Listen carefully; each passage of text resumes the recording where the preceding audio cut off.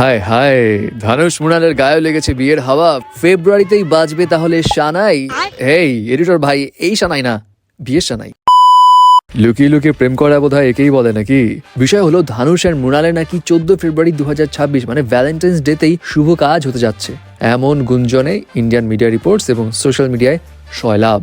But আসলে কি হচ্ছে, এই কথা বলার আগে বলে যায় তাদের এই প্রেমের যে বিষয়টা সেটার গুঞ্জন কিন্তু বেশ অনেক আগে থেকেই শুরু হচ্ছে, লাস্ট ইয়ার মে মাস থেকে। ইনফ্যাক্ট মৃণালের সান অফ সর্দার 2 এর প্রিমিয়ারে ধানুষ হাজির হয় হায়দ্রাবাদ থেকে মুম্বাইতে।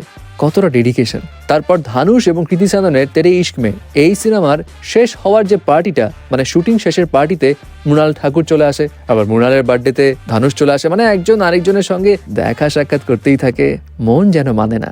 যদিও প্রেমের বিষয়ে কেউ কখনো মুখ টুক খুলেনি, ইভেন মৃণাল ঠাকুর তো এটাও বলে দিয়েছে, we are just friends.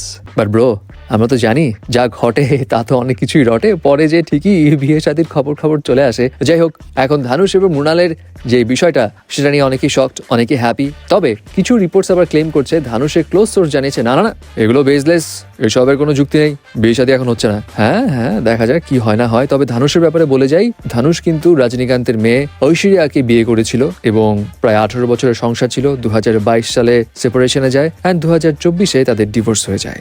Hey, entertainment ওয়ার্ল্ডের চটপটে গসিপস এবং অথেন্টিক মুভি আপডেটস পেতে সাবস্ক্রাইব করুন ভাইব নিউজ।